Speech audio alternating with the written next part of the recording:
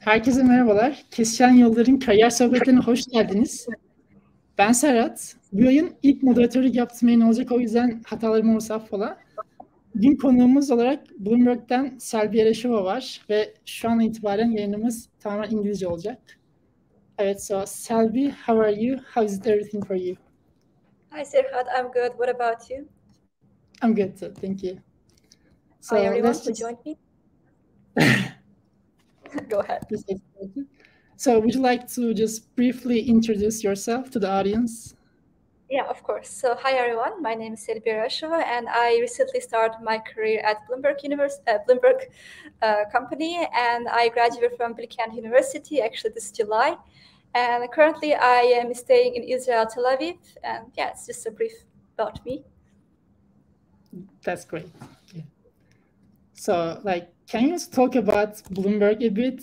Isn't it a financial company? That's what I heard actually. And in what aspects it is related to technology? Okay, so Bloomberg is a financial company. Actually, it's a fintech company, and has over 20,000 employees. It has offices 176 offices. So it's actually mainly known for this product called the Bloomberg Terminal. If you haven't heard of it, it's a tool that helps people and organizations to have fast access to unique data and some insights about financial world. So that's the main thing about it. And of course, there's some other services about that Bloomberg provides. It's also famous for giving some insight about trading, how to do trading, some cost analysis, etc. So that's how it's also related to technology in that case. Wow, that's good. And as far as I know, you just recently started working at Bloomberg, and it's been, I guess, only 1 month. It hasn't actually been a month because I started early August, so only maybe 3 weeks or so. It's been like that. 3 weeks. That's good. So how was your initial experience? Yeah, initial experience, actually, it's great. Currently, I'm just doing training, so I haven't joined my team yet. I haven't started to work on the actual work. So, and the company is great. The people are so nice, and the structure of the office is very cozy in Tel Aviv here. It's I can speak to anyone I want. I can just go up to my manager and speak with them, to my team leads. So it's creates a really a supportive environment. And the work I do is also not that challenging so far because just the training. So I think it's going pretty well for now. By the way, did you personally choose Tel Aviv, Israel, or? Yeah, actually, I personally chose this. So actually, when I first applied to Bloomberg, I applied to the position in London, which I did get accepted to. But since I was already moving to Israel, so I asked them if there was a position in the office here, and there was only one position. So I chose that one, and they were okay with it. So here I am working in Tel Aviv. That must be great as well. And I guess there is a region called Silicon Valley in Tel Aviv. I don't know if you heard about it or not, but do you see any marks of the actual Silicon Valley there? This is a personal question, by the way. Actually, I'm not sure. I have to look it up because I haven't been moving around the city much. But by Silicon Valley, I think there's something similar to that. It's not called Silicon Valley. I think it's called Rothschild Street. It's the very famous street where all the most big companies are there. So that's where the Bloomberg's also located. I guess that's what you mean. But but I also looked it up. The Google office is not in that street. It's somewhere else. But I haven't visited that yet. So I'm not really sure, actually. Oh, okay. Also, could you also talk about your current job and your responsibilities? What do you do there? Okay, so as I said, I am just doing my training right now, so I don't have much responsibility except just completing my training. But I already have a team, but I haven't joined them yet. And the team is called BTCA, which stands for Bloomberg Transaction Cost Analysis. So essentially, it just helps the clients to kind of analyze their tradings and to make good decisions about their tradings. So this is just a brief description of my team. So yeah, I'll be joining hopefully after I finish my training. When will your training will be finished, by the way? It takes a few months, so it should be finished around November. That's good. Okay. And what advice would you like to give to the university students in Turkey? It actually depends on what do they actually want. Do they want to go to big tech company, or do they want to go to grad school, or do they just want to go abroad? assume they're like craving to go into the big tech companies in like Silicon Valley companies. Okay, then I would definitely suggest to get some kind of training. By training, I mean get some kind of mentorship, like from Selim, for example. And once you are in DevPaths, for example, if you are in DevPaths, I would suggest to do a lot of networking. And while you do networking, you have to find friends. You can do mock interviews, because that's the point. And you should just keep doing more and more mock interviews. And the more you're experienced with it, and the more insight you get about the companies itself, you'll have more chances to get accepted. What do I mean by insight is that, for example, one of your friends might have done an interview last year, and they might give the questions, what kind of type of questions they got from the previous interviews. And once you have that kind of information, it's like much easier to prepare for your own interviews. So I would suggest that. Just do a lot of networking while you can, do a lot of mock interviews, and just keep preparing. But before mock interviews, do they really need to do something else, or just directly go? Of course, you need some skills. Like you have to do a lot of lead code. And by a lot of lead code, I do not mean that you have to solve like thousands of lead code questions. No, I think there's this site called, like, you have to find the Blind 75, I think it's called, something like that. And if you just do those, I think it's enough. Like, and some people have this conception about, oh, I must solve every hard lead code question out there. No, I think you just focus on the medium questions. It should be fine. And also, like I said, try to find out what kind of questions you get from previous year or from previous interviews. And one more advice I would say is just try to invest in lead code premium. Not because you get to get the solutions, but because you get to see what type of questions, what type of companies ask. So it's a really good investment. I actually got it, and it really helped me a lot to kind of figure out what to expect in the interviews. So I was also considering to get that, but it's a little bit expensive. It's worth it? Okay. It's expensive, but get it with a friend. Don't get it alone. It's expensive, especially in this economy. Try to get with a couple of friends, just divide the fee, get one joint account, essentially. That's why it's going to be worth it, definitely.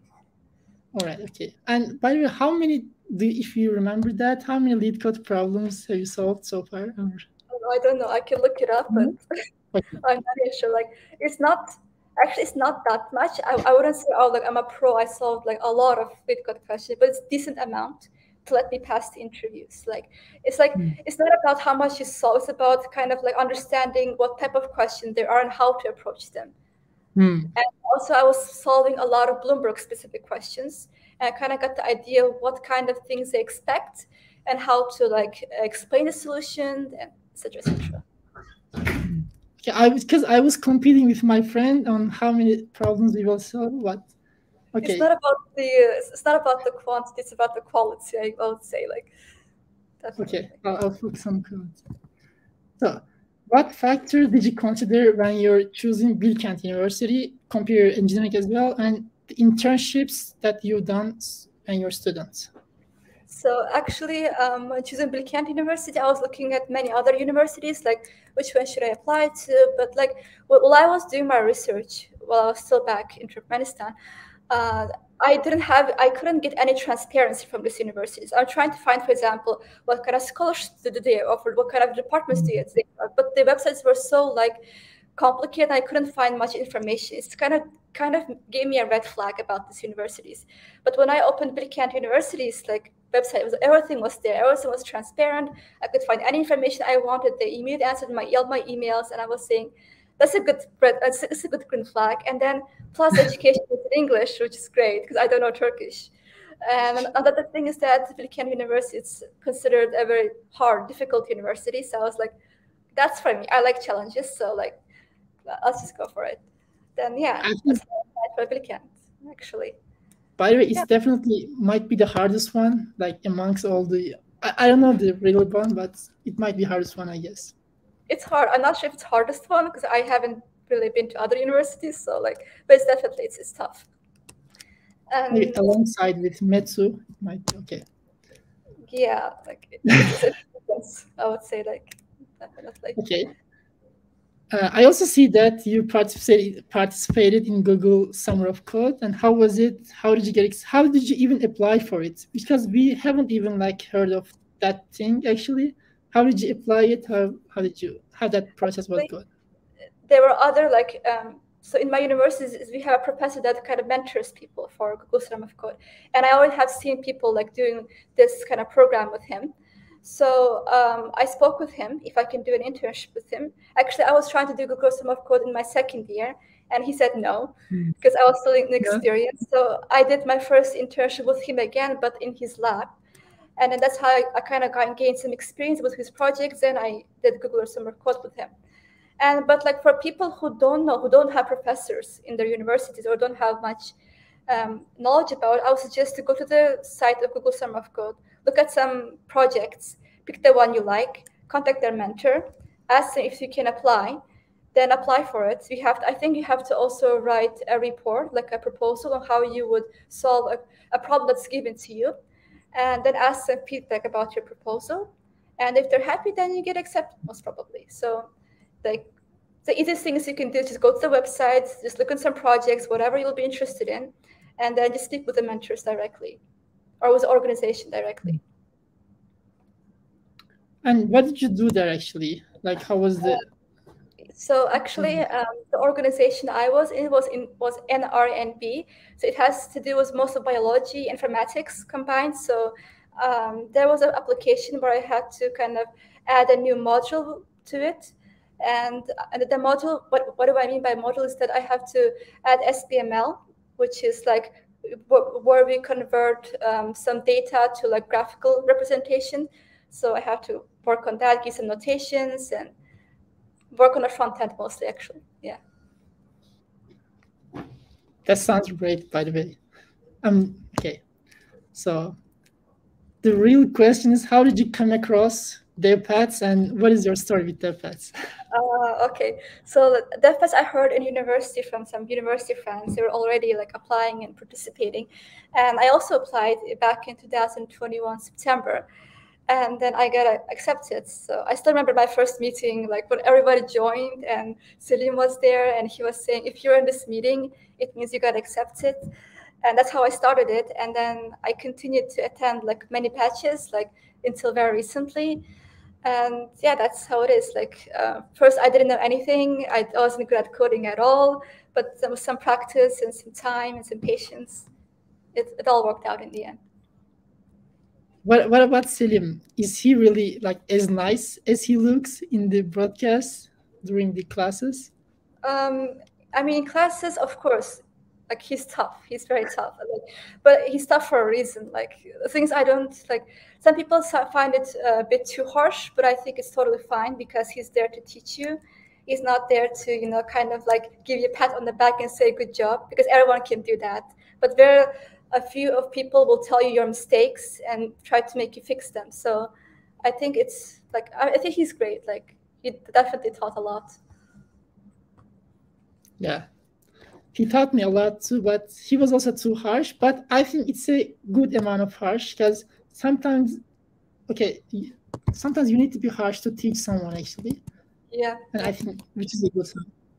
I think like it's a very subjective thing. Like, it's a very subjective thing because like it really depends on how thick is your skin. Like if you're used to this kind of type of harsh like mentors, then you wouldn't really it won't really matter to you. But I just think in the end you have to keep in mind that he's just trying to teach you. He's not trying to make you feel bad. He's just trying to teach you. Yes, exactly. Yeah. And also like when you're actually getting interviewed by someone tough, someone harsh, and when you get into real interviews, you're gonna feel so much like confident and so much feel better. Actually, I think that's my idea. What do you think? Yeah, I also think because not just the interviews, like if you cannot handle like criticism and the harshness, then not just in the interviews. Imagine you already work in a big tech company, and then not everything is going to be all rainbow and daisies. People are going to criticize you. The seniors are going to tell you like your work's not great. So I think it's also like a practice for you to kind of get used to this kind of harshness. Maybe then you'll be okay later on. You'll get used to it. Yes. All right. Next question: how did you maximize your benefit from DevPaths? As I said before, I think the best thing you can do in DevPaths is networking. And by this, I'm not just with the people in your batch. It could be people from the like past batches who already graduated, or people in the upcoming batches also. And with Selim also, his team, like I think this is what's the best thing you can do, is just get to know a lot of people, because in the end, like they will be the people who are going to help you to get some referrals, do some mocks. So that's the best thing you can do. Okay. Also, just like you said before, the mock interviews might be the biggest actually opportunity there, and you can just find a lot of people to actually do mock interviews. Exactly. Because like even like if you just write to active group chats like, hey, who wants to introduce me, like every week, like people will definitely respond, like definitely, because even if even not in the active group, you can reach out to someone else who's working in a different, already working in a company. They will probably want to do mock interviews with you too. So like the point of DevPaths is kind of connects a lot of people together. So I think that's the best thing you can do. By maximizing, like how do you maximize? I think you can, of course, one thing you can do is do a lot of networking. Second thing you can do is ask a lot of questions in the class. Like if you don't understand anything, just ask. And if you are bold enough, I would say just do some voluntary mock interviews with Selim. That will also help. It might be like hard for you, but in the end, you learn a lot. I think this is the best 3 things you can do. Definitely. And also, did you apply Bloomberg by a referral or by yourself? No, but definitely by referral. Actually, a person from DevPaths, a graduate from DevPaths referred me. So yeah. So what if I don't have, like, I didn't participate in DevPaths, and what if I don't have anyone that I do know actually from Bloomberg? What can I do actually to get a referral?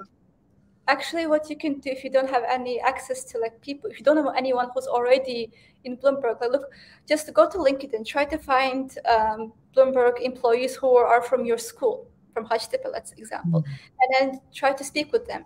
They'll probably most likely try to help you. Like only a small amount of people will say, no, I don't want to give referral to you. Like, or in the worst case, they probably won't speak to you first. Maybe do like a mock interview with you to kind of see if you're like really that good. Then they will probably give you a referral.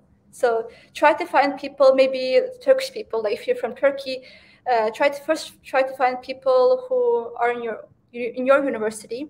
If not, then just try to find someone who's Turkish. Okay. Okay, can you just talk about Bloomberg's interview process, which is I am most interested in, actually? Of course. Actually, like when I applied to Bloomberg like last August, so like it's been like a year, sorry. And my first interview was in October, so I had to wait a lot of time to actually kind of get the interview. And the first interview I think was pretty chill. It wasn't hard. The question wasn't easy, but it wasn't hard also. It was a medium type of question, a question I have not seen before. But like, but as long as you're open-minded, as long as you ask questions, like be open to feedback and open to kind of some guidance, it's like it's an easy pass. You can pass it definitely.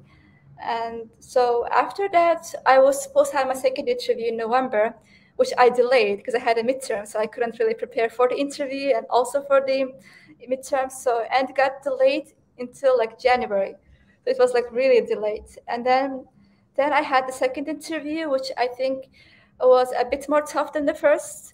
But the question again was very doable. I solved similar questions in LeetCode, so it was not a big deal for me. Then the third interview was a design interview. I think the hardest interview for me, because it wasn't like I expected. I expected something like a question I have seen on LeetCode, like something to do with like stocks and stock exchange, but it wasn't like that at all. And I didn't expect that. But again, like with some knowledge, was like speaking. Like I think the most thing you can do in interviews is just keep speaking. Don't stop. Like don't be silent in the interview. Always speak. Always try to say something. Always try to come up with something. Always think out loud, I would say. And in the end, thankfully, I passed that also. And the last interview was the one that made me a lot nervous because I hear a lot of people fail from this interview, behavioral interview, and I prepared a lot for it. And yeah, it was in the end, it was just like a discussion. It wasn't much. Like I did feel a little bit pressured, but in the end, it was manageable. It's very manageable. So, And that was like my last interview was probably end of February, maybe beginning of March. Then it ended, and a couple of weeks later, I got the offer. So the process took about like 3 months, I guess, right? Yeah, starting from October. Yeah, actually, if I hadn't delayed it, maybe I could have finished it before the year ended, maybe. But since I delayed it, and the interviews were already booked, like everyone was applying to Bloomberg because there was only a few companies accepting new grads, so like the interviews were really, really booked. So I had to wait a long time to actually get a free spot to have an interview. And also, I think Bloomberg might be one of the few companies that ask system design questions, actually, because not the other big tech companies do ask system design, only lead code problems, as far as I know. What do you want to say about that? I think that yes, they do ask it, but I don't think it's like something very like they want to know that you at least tried. It's not like something like, they expect you to know a lot of things. They expect you to know how this works or that works. They want to know that you at least study the basics. Like, for example, in what case are you going to use Redis? Like, for example, why do you use this MQ for, like, whatever? Like, they want you to know, like, the technologies and, like, why would you use them? But they don't really you don't have to really know, like, the core implementation of these technologies. Like, you don't have to know that deep. It's just like knowing the very, very basic things and learning how to put all these together. So I guess if you know that, you'll be fine. So it's not that hard. Like, as long as you try to explain something, as long as you know a little bit basics, I think you can pass very well. But had you ever seen, like, before going into the third round of interviewing, had you ever seen that kind of, you haven't? Okay. You haven't practiced any, right? System design. Actually, I was applying to a company in Belgium, and in that company, in the second round, they asked something similar, but it was most like a class design. So you have to design some classes, but it wasn't really like a system design. So I think that was kind of similar to system design, but not exactly. But apart from that, there's also a company I applied in Germany. I don't remember if they asked system design, but I think that not really. I haven't practiced much system design. That was my first ever like real system design interview. Never before I had like a true one before. And you overcame it. Like, it's really great. Yeah, it's just practice. Like, it's practice. It's practice it. It doesn't have to be perfect. Like, it was the hardest because I know I kind of made a mistake at the end, and they knew about the mistake, but they didn't really care about too much. Like, after the whole process, my HR kind of gave me feedback, and in the feedback, in a certain interview, they said that this was kind of a mistake there, but okay, whatever. Like, mistake here and there is okay, but not too many mistakes, of course. That's good. Okay, let's move on. And what would you do differently if you would go back to your university years? Okay, I think might be a bit controversial, but like I would focus less on the studies, but more on doing projects and more on doing mock interviews, more kind of getting into it, because like my priority wasn't to go to like graduate school. My priority was to go to a big company. So like there was no point of me to focusing on my grades too much. But again, like I couldn't like just leave my grades. I still focused on that. And I also had to do my interviews or my projects. So I wish I was a bit more chill in that perspective. So I didn't really care about grades, but I wasn't like that. And I wish I had a time to do more projects, more interesting personal projects, and maybe maybe do some more mock interviews so I could get to better internships. So, but again, it's very controversial because some people just want to go to grad school and really care about their grades, and I think that's totally okay also. I think it's a good thing. But I think everyone has their own priorities in life. But were you a social person in your university? Actually, I think I was social, but again, social depends on your definition of social. Like I was social as people who loved to study.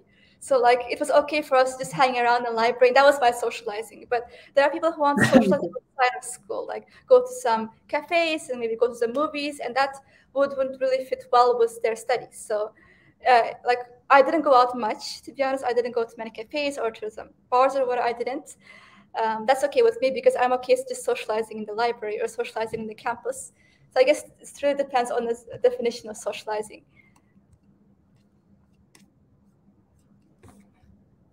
And I'm also like not giving enough importance to GPA actually. I'm just trying to like keep it above 3.2 or something like that. So do you think GPA is important? It's a very hard question because I think, yes, I think it's good to keep it above 3.0 or 3.2 because again, like you still want to have a backup, you know, like what if at some point in your life you want to go to masters? Like let's say even if you get to a big tech company and at some point you said, okay, I really like this field, I really like machine learning, I want to do masters in that, and you try to apply there, and then they look at your GPA and it's not that good. So I think it's still a good idea to keep it above. Don't totally forget about it. And I think, but again, the companies, like at least the big tech companies, they don't really care about your GPA much, as long as you have a degree. But again, like there might be some companies who do like want to have you to have a good GPA, like Turkish companies, like Selbi, like they ask for your GPA as far as I know. And for that reason, I think if you're still considering Turkish companies, you should keep it a bit okay-ish, I would say. So do you think your GPA was important when you're getting into like when you're getting accepted by your internships, not the big tech companies, the internships actually in Turkey? So no, I don't think so. I was a professor. My first internship was a professor. I think was important because he's a professor. Come on, he would be interested in how capable I am. So I think in that sense it would have been important, but then there was a company called Figensoft'ta. I don't think it was important, to be honest. Then Google Summer of Code, again, I don't think it was that important. No, not really. Sorry for the background noise, if you can hear it. All right, then let's move on. Okay, there's a problem here. Okay, what factors did you pay attention when you're, okay, is it cool right now? Okay, what factors did you pay attention when you're preparing your CV, your resume? Okay. What do you mean by factors? It might be, for example, actually the GPA was one of those factors actually. For example, I don't actually include my GPA because it is slightly over 3.15 or something. So do you think, actually we talk about GPA, but do you think the projects are important, and do you actually include your projects? Do you include something else? How do you actually prepare your CV? Okay, so like I would say, like the thing is there's two things we need to consider. Like, are you experienced? Do you have a lot of experience, like with job and projects, or are you like a new grad? You don't have much experience. So if you're a new grad, or if you're still at school, you don't have much stuff to put on your CV anyway. So you don't really have the option to choose from. So you have to just put everything there, like, because you don't have many things to choose from in the first place. So I would say, like, definitely put everything you can. Okay, of course, don't make it too long. You don't want 2 pages. Resume should be only 1 page. And while you're putting it, try to highlight some important points, like what kind of things you use, maybe put some numbers there to make it more cool, I guess. The GPA, I would also agree with you. Like, if it's a bit low, then just don't include it. If it's like something like good, then, or like average, do include it. Yeah, I guess that's it. But like, if you have experience, if you have like at least 1 or 2 years of experience, you can alter your resume based on the company, even based on the role. For example, let's say you're applying for a front-end engineer. So maybe you want to exclude other projects and just leave like the front-end projects and the jobs related to front-end. Or if you're applying to a different job, then you should also alter it accordingly. So you should have like separate CVs for separate roles. But again, that's the case if you already have a lot of experience, which is not the case if you're just school or graduate. In that case, you just put everything. everything you can that's kind of relevant to CS or like the job you're going to do, you can. But again, maybe you do have a lot of projects. Maybe you worked a lot during school and you have a lot to choose from. Then yeah, go for it. Just have a list of things you can include and just choose the most relevant ones you can put in your CV. Okay. So, for example, if I do have a calculator project, do you think should I put it on my resume? It depends again. Like it depends. What else do you have? Like if you don't have anything else besides that, then you'll have to put it. Is it nice? Okay. Not really, but is it better than nothing? That definitely.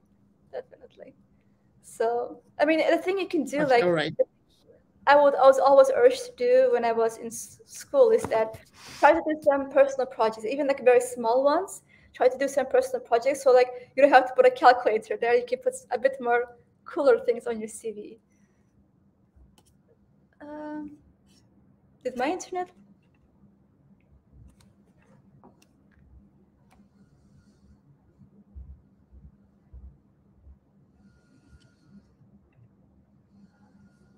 Serhat.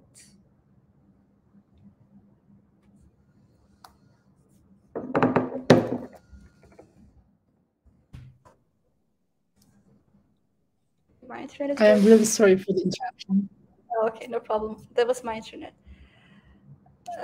Okay, again.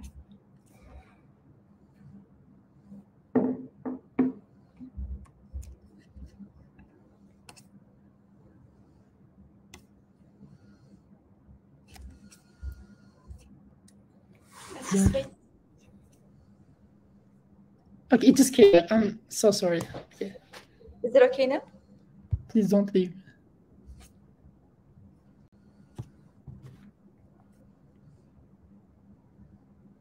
Can you hear me now? I can hear you, but you're still frozen. Your camera's still frozen. Okay, let me use my cellular. I guess that's fine now. You can just go. Yeah, I can hear you. Like I can hear you fine.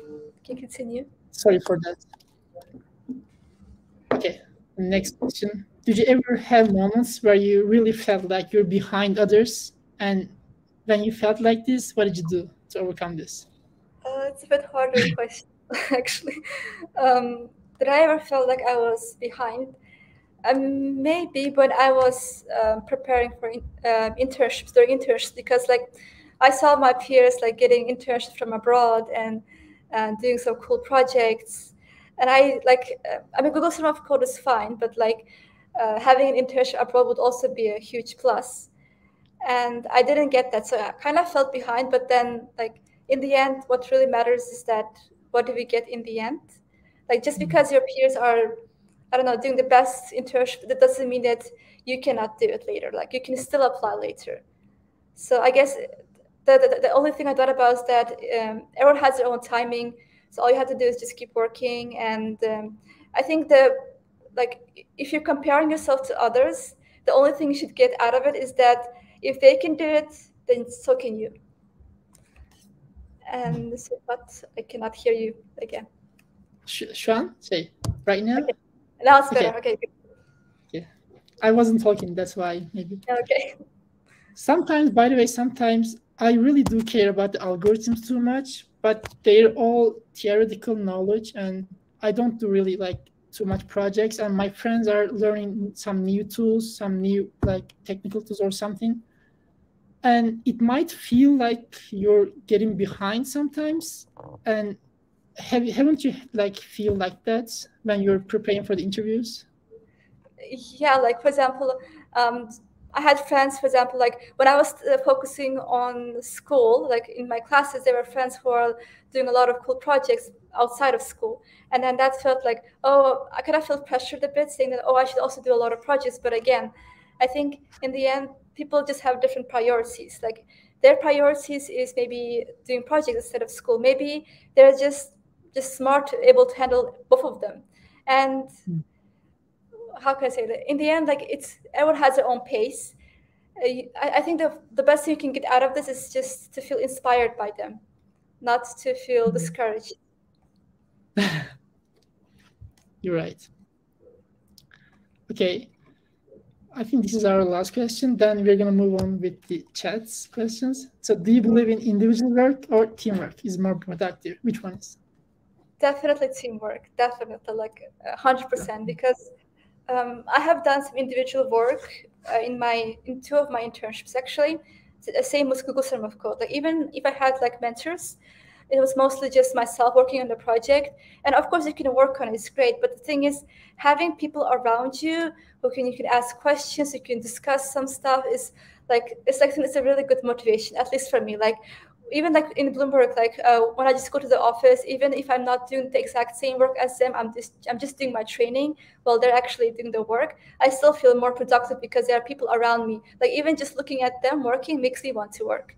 So in that sense, like I think teamwork is productive. Also, like when you're doing a teamwork, you will mostly have like seniors. So if you have any questions or if you have any confusion, if you have any suggestions to make, that it's good to have people to talk to. So I think in general, working in a team is more, I don't know, it makes me feel more motivated. So it definitely makes me feel more productive in that case. So back when you're in university years, were you studying alone or with your group of friends? Studying or like doing internships? Actually studying, like during the school. Study is a different case because like it depends. Like I don't usually want to study in a group of people because again, everyone has their own pace.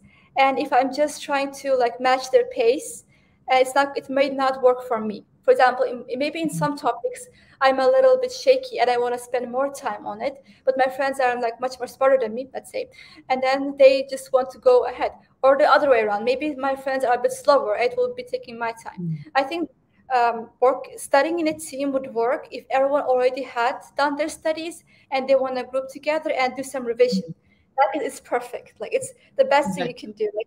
Like before the exam, like 15 minutes before the exam, you would go to the classroom and just all gather around and just discuss what we know and do some quizzes to each other. That's like the most productive 15 minutes of the whole studying for hours and hours, the most productive time. But like studying from scratch together, I think may not be very productive because again, the paces of different people may not match and the preferences may not match. So I definitely agree with you on that topic. Definitely. Plus, like when you're studying with your friends, you start to do other stuff than studying. You start to like gossip, speak, and then you kind of go sideways, but you cannot really focus with them. So it's best to study separately. Okay. But okay, let's move on to the chat questions actually. The first question is coming from Shukru. So what are the basic requirements to apply for Google Summer of Codes? Which we actually talk a little bit about it. What previous experience should be gained? Okay, I think, the basic requirements, of course, it should be a student. Should be a student and you should be doing the internship in summer. That's why it's called Google Summer of Code. And I guess that's it. I think you need to have a transcript and have a CV, and that's basically it. And previous experience should be gained. I think it really depends on the organization and the project you're doing.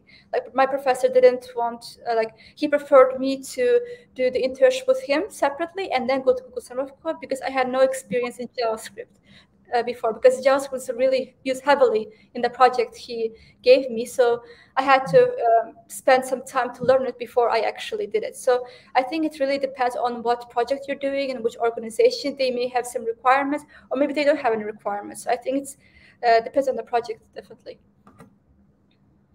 Okay. Hope that answered your question. I guess you answered it, yes. Yeah. Okay. Answer this one. This one, yes. Okay. How many questions? No? Okay. You can even read that if you want. Okay. Did she focus on classic question or did she get LC Premium and focus on your questions? No, I said I don't remember how many questions I solved because I never focused on the number. I only focused on the quality. And yes, I did get Political Premium with a friend, and I focused on Bloomberg questions, the questions that were asked by Bloomberg in the last 6 months or so. That's what I focused on. And by the way, like, did you solve the question? Maybe you don't remember that, but did you solve the question that are mostly at the beginning or at the end, like the question labeled like 2000 or, you know, those kind of questions, the newer questions, actually. I think he's talking about that. The newer questions, like time-wise, you mean? Like, I mean, like they were recently adding new question to lead codes, like day by day. Yeah, actually, what I did, I just filtered the questions by frequency. So like the more frequent questions, I solved them first. So like if you have the premium, you can sort the questions not by date, but how frequent they appeared in the interview. So I sorted like that, and I saw the most frequent questions to least, like start from the beginning to the end, like this. So this is thanks to Lead Code Premium, right? It will not work if you didn't have Lead Code Premium. Like that's why I'm saying, like, get a couple of friends, like maybe 3, and then just have a joint account and just use it together. All right. So do you think school curriculum help you get the job? Good question. Let me think. In some aspects, yes. In some aspects, no. Like, did school help me? Of course, I learned algorithms. I learned the basics. I learned programming there in school. But was it enough? Definitely not. Like, school does not prepare you for interviews at all. Like, that's the thing about the CS curriculum, is it doesn't prepare you. So you have to do a lot of work on your own. Like it definitely, like the curriculum did make it easier to understand concepts while I'm studying on my own for the interviews, but unfortunately it wasn't. The school is not enough, definitely. And school curriculum did not help me get a job in that, because like I wasn't applying for a specific role. For example, I wasn't applying for a machine learning role, or I wasn't applying for an operating system role. I was just applying for a software engineer, and everything's included there. So like me just studying some basic things there will not make me proficient enough to be able to work in a specific field. So yes, it did help me to kind of get the basics. It was a kind of a tool for me to use while I was preparing for the interviews. Like, since I already knew the basics from school, I used this knowledge to build upon later on my own free time when I studied for the interviews. So, but is it about Bilkent, or is it the same in every university? I think it's the same, like every university, because unless you have like a interview prep course in your curriculum, like it will not be enough. So even if you're someone who's graduating from Harvard or MIT, you still need to study on those topics, right? Yeah, because again, like you might be very proficient in algorithms, you might be very proficient in like systems, but like interviewing is not only about knowing the topics, it's also about how you behave, how you speak, how do you ask questions, how do you answer questions, like these kind of things. It's not enough, definitely. Yeah. Also, you have a behavioral interview, so it should also be learned separately from school, unless again it's included in your curriculum, and in that case you'll be really lucky. And someone is saying hi to you, I guess. Hi, okay. Mia Hanım is asking, have you ever created a game? No, I have never done game development. Like, I don't know why. I have friends like who are very interested in it. I think it's pretty cool to do that. But I think I also really like respect people who create games, because it takes a lot of patience and a lot of time, because a lot of technology is much different there, as far as I know. So no, I haven't done it, but it's pretty cool to do if you do so. Like. Okay. And did you have any applications to other big companies? Yeah, I was telling you this before the interview started. I also applied to Palantir this year, like when I was applying last year, and I failed it. And also like not many companies were hiring by the time I was applying. Mostly they were on freeze. So I only applied to 2 companies for the new grad position, Bloomberg and Palantir. I failed Palantir, got accepted Bloomberg. Yeah, this is it. So are the questions in Palantir that are they really hard actually to solve? I actually, in Palantir, I failed in the first stage. In the first stage, like you don't get interviewed by the Palantir itself. You get interviewed by a different company that helps to recruit people to Palantir. And then I think the structure of the interview is very different. Like in the Bloomberg interviews or in any volunteer interview, I would expect like people kind of cared about your thoughts more than the actual like your code. But in that interview, the priority was to have a working code instead of kind of trying to explain your thoughts. So I guess, and the thing is, in that interview, you were expected to solve like 2-3 questions. Like one question is not enough. Like in like 1 hour period of time, you have to solve one question and then move to a second one and then keep going like this. And if you just solve one question, like it won't be a passing point for you. So it's like very harsh, and they really care about like how well does your code work. So does it work? Like for example, in some interviews, maybe your code will not exactly work, but the interviewer might really like your thoughts, like how you explain your solution. In that case, you might still pass it, but in this case, you won't pass it. Like unless you solve like 2-3 questions, you won't pass it. Even if you explained really, really well. Like even the interview was urging me to like speak less and write more code, which I couldn't do because I miss speaking a lot. Yes. Because you practice speaking a lot in the interviews, yeah. and it just feels wrong to not explain while I'm writing. Okay. And also, why didn't you apply to other big tech companies like Google, Meta, etc.? As I explained, like just a couple of questions before, like they weren't recruiting then. They were on freeze. So I couldn't apply to them. Okay. Did you have any? Oh, okay, we just talked about. Okay, Ahmed Furkan's. Yeah. Which program have you applied to get a job at Bloomberg, and was there a new grad specific position? Yeah, there was a new grad specific position when I applied last year. I'm not sure if there is this year. I haven't looked, but yeah, there was a new grad position in London office. As I said, there weren't any position in this office in Tel Aviv, so I applied to London. Yeah. So how do you apply the jobs, by the way? You just go into their career site, or you do something? You just go to the career site, just fill in the application, put your CV, and that's pretty much it. It's pretty simple. Nothing Everyone extra. just can do it. Okay. Yeah, anyone can do it. Yeah. And Mustafa asked this question: how many weeks did it take to get work visa for Tel Aviv? I didn't need a work visa because I got a citizenship here.